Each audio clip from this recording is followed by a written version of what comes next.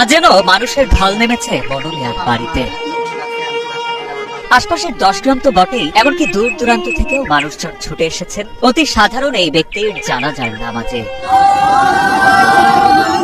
জীবনভর বিনা পারিশ্রমিকে 3000-এরও বেশি মানুষের কবর খুঁড়েছেন মনু মিয়া।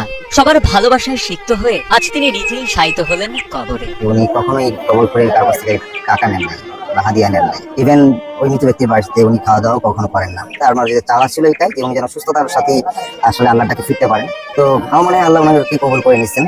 কিশোরগঞ্জের ইটনা উপজেলার জয়সিদ্ধি আলগাপাড়া গ্রামের সত্তরধ মনু মিয়া, যার কাজই ছিল বিনা পারিশ্রমিকে মানুষের কবর খোঁড়া। 73 বছরের জীবনে মোট 3057 জনের কবর খোঁড়েন তিনি। স্বজনেরা জানান, কবর খোঁড়ার কাজে ব্যস্ত থেকে নিজের শরীরের প্রতি খেয়াল রাখতে পারেননি নিঃসন্তান মনু মিয়া। ফলে শরীরে বাসা বাঁধে ডায়াবেটিস ও ক্যান্সার সহ বিভিন্ন জটিল রোগ। শারীরিক অবস্থার অবনতি হলে গত 14 মে তাকে ঢাকার একটি হাসপাতালে ভর্তি করানো হয়। সেখানে চিকিৎসা শেষে কিছুটা সুস্থ হয়ে বাড়ি ফেরার পর 28 জুন সকালে শেষ নিঃশ্বাস ত্যাগ করেন তিনি। আমার ভাইয়ের ছেলে মেয়ে নাই, আমরা দুইটা ভাই।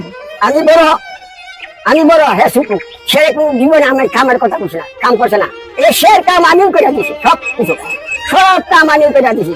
এক তিন কামের ফরমাইশ দিছি আমার ভাইয়া। আমার মনে আপনার ভাই আছে।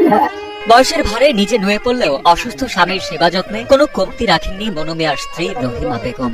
অন্তিম মুহূর্তে স্বামীকে বাঁচাতে নিজের সর্বোচ্চ চেষ্টাটুকু করেছিলেন তিনি। স্বামীকে হারিয়ে যেন দিশেহারা হয়ে পড়েছেন বৃদ্ধা রহিমা বেগম।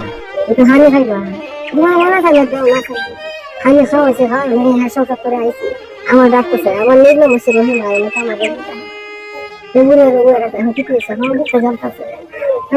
আগের মনে হয়েছে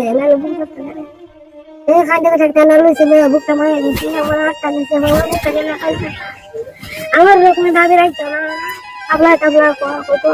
এলাকায় মনু মিয়া পরিচিত ছিলেন শেষ ঠিকানার কারিগর হিসেবে। স্থানীয়রা জানান, জীবনের পুরোটা সময় তিনি উৎসর্গ করেছিলেন মানুষকে শেষবারের মতো বিদায় জানাতে।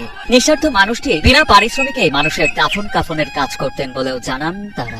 মনু মিয়া তো অনেক 3,000-এর মতন ভোট করছে, সে এখন মারা গেছে। সে ভোটটা এখন আমরা সবাই মিলিত ভাবে আমরা তার ভোটটা যতটুকু সুন্দর করবার ততটুকু আমরা এটা করতেছি। আজকে আমরা গ্রুপ করতেছি, কেমন খারাপ লাগতেছে।